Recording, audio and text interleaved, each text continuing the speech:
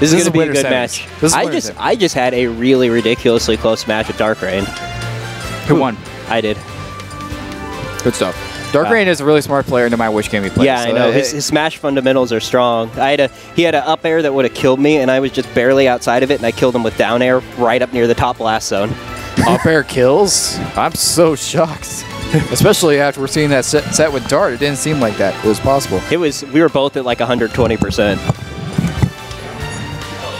Okay. Oh, we gotta get Yoshi up in here.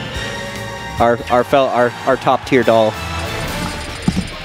It's adorable. I literally just found this on the ground. I just said it was mine. Okay, where are we going? Oh. Interesting stage pick. I would figure that this would actually majorly screw up with Rosalina's recovery, but at the same time, Ampharos has stated, if you can't recover on Lilat Cruz, you're not a good player. Well, especially now since they changed the way the ledges work. Oh, did I just get called? Oh, okay. No, keep talking. What are you saying? Especially, they changed the ledges here, so it works they work like Battlefield ledges now. So really? Yeah, if you screw up recovering here, it's no one but your own. Yeah, it's your fault. Ampharos likes to play sort of a stock tank style. Like he's told me a lot. He likes picking stages that people naturally have trouble with, because if he can win on the stage select screen just by having you, go to a stage that you're not comfortable with, he'll play it very safe and wait for you to self-destruct. I've heard this conversation a couple times from both of you at this point. I know exactly what you're talking about. Like if your opponent gives you the option to win, just based off of exactly. Just based off of the game mechanics. Yeah.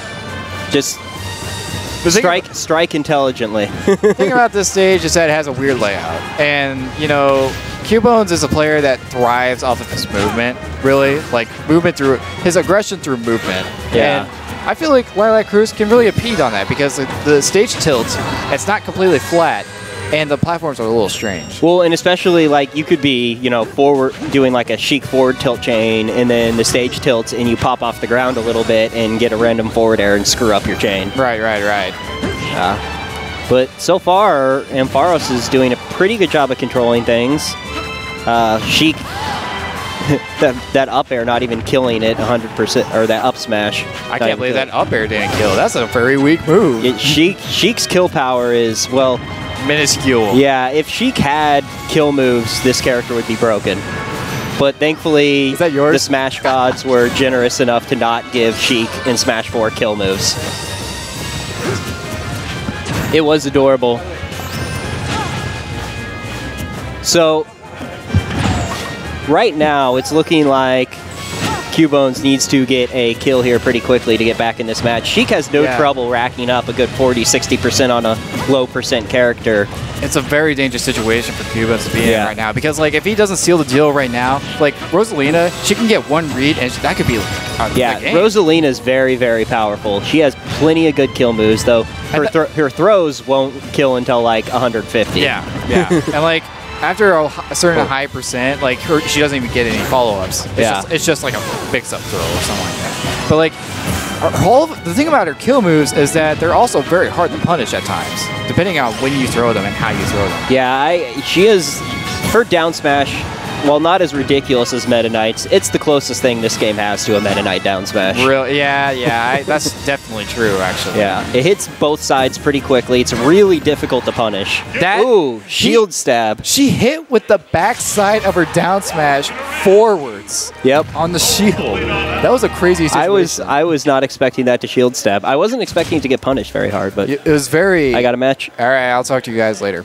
Or I'll talk to you later. Probably. Okay, gotcha. I'm going to go play match. It was very reminiscent of when Dark Rain actually need Dart through his shield right in his face. It was very reminiscent of that, except in this case, instead of his face, he just lost the game. So, I mean, it's whatever. This is winter semi, so I believe it is 3 out of 5. I could be wrong, though. This is a smaller bracket than Melee, so we might actually see 3 out of 5s only in the final sets, which would be winners finals, losers finals, and grand finals. Right now, CuBones definitely put in a lot of thought into this, and we'll see how he does on Town and City. Interesting counter pick.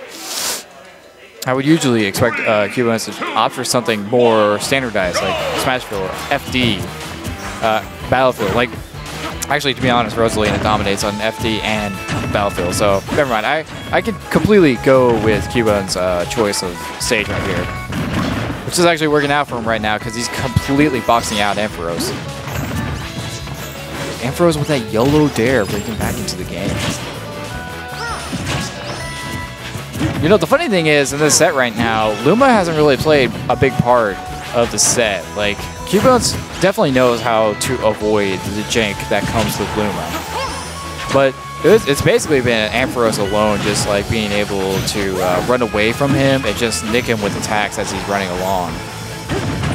And that's the key that helped him win that first game on Lilac Cruise. But like now, this time it's the other way around. CuBones is actually not nicking him for running away instead of Ampharos nicking him the other way. You know what I mean? You know what I mean? Nice back air by CuBones.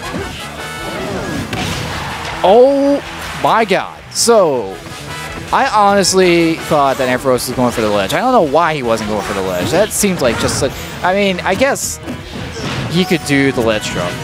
I guess he could do the ledge jump, but back air has been nerfed. So I don't think it would have even killed even if in that situation. But like, regardless, he got super red into that up B to the skies. I love how CuBones is batting away the Luma as he's going in at the same time. It's like multitasking. This is exactly the kind of thing that you need to be able to do in the Rosalina Luma matchup. You have to multitask. What just even happened there? I believe Rosalina got that YOLO up air on him. Luma's dead, which means typically Ampharos will be running away. But like Ampharos is already running away this whole entire set. So this changes nothing except make Rosalina worse. Rosalina needs that Luma. She needs that star.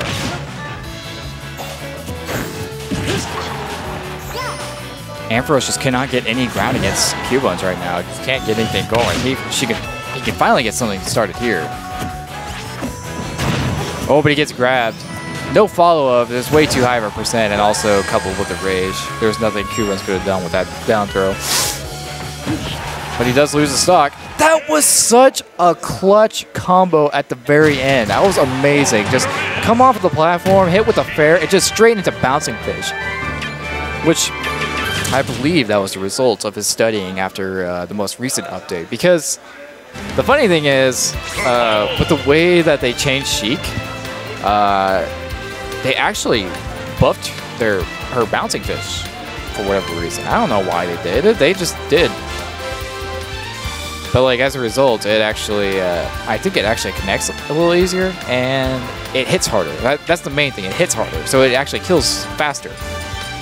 Which wasn't exactly, I don't think it was necessary, but I think the reason why they went with the buff of the bouncing fish was because they wanted players to opt for that strategy more. Instead of like going for the back air reads, go for bouncing fish because it's more rewarding.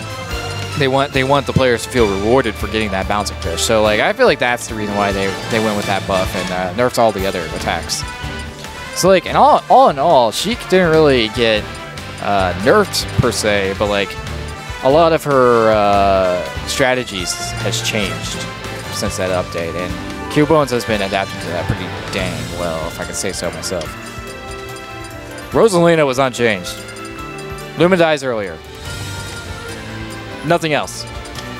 Now, I'm an aspiring Luma main, or Rosalina main, but even I think that's bullcrap. Because I think Rosalina is bar none, like, one of, if not the best character in the game. And she didn't get changed at all. This is actually kind of terrifying, because I feel like if Rosalina was at the forefront of the meta, we might actually see a very grueling, very slow meta in Smash 4 that people will be turned off by, because Rosalina, her best strategy is mostly to run away and be not just defensive, but campy. And because most of the top players will be opting to do that, you'll be seeing a lot of those types of games, and it's not fun for anybody. So I hope that is not the case, and I hope that Rosalina, like, people expose her issues more and more as the meta proceeds.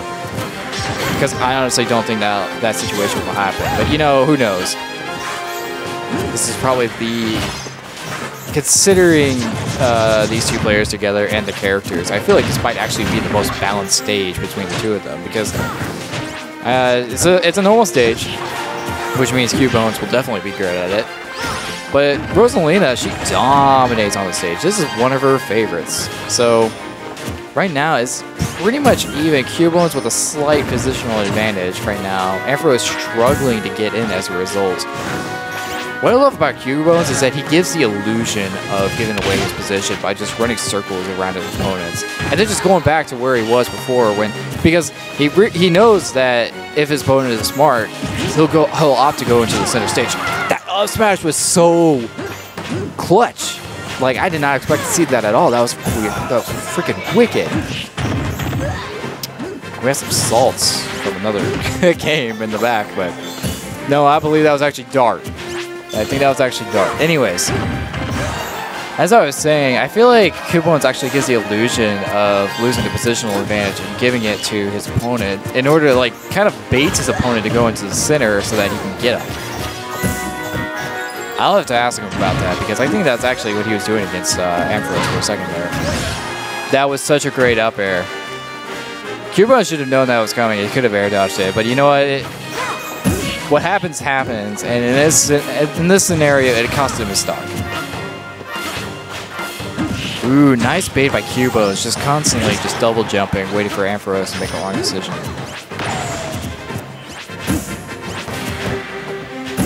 Right now, CuBones has Ampharos on the ropes, has all the momentum at the moment. Ampharos waiting for CuBones to go a little bit too high and get hit by that dare. He keeps going for that over and over again. You know, we were actually talking about this. Lux and I were discussing this while we were waiting for a match in Melee. And the problem with Ampharos is his biggest weakness is his ability to deal with panic mode situations. That's when he becomes his most obvious, and that's when he becomes his weakest. And as long as you as long as you hold advantage against Ampharos, you'll actually be winning, because if you're smart enough, you'll be able to see what Ampharos is doing. That's his one biggest flaw. I don't exactly know what CuBones' biggest flaw is. He seems to be a very well-rounded player. Like, it's just a matter of, like, outplaying him in the neutral. That's what I would say. Both these players doing actually pretty. It's pretty dead even right now, and Ampharos with the advantage. Oh, he misses the grab, but he doesn't get punished for it. Interesting down smash. I guess if CuBones immediately up B right there, he definitely would have gotten hit by it. Oh, careful with the Luma. Oh my gosh, he almost got hit by him. I believe that would have been death. Uh-oh, this is not a good situation. Ampharos could die at any second. Yeah, as I said right there. Wait, that was... Okay, so yeah, only in final sets is it best 3 out of 5.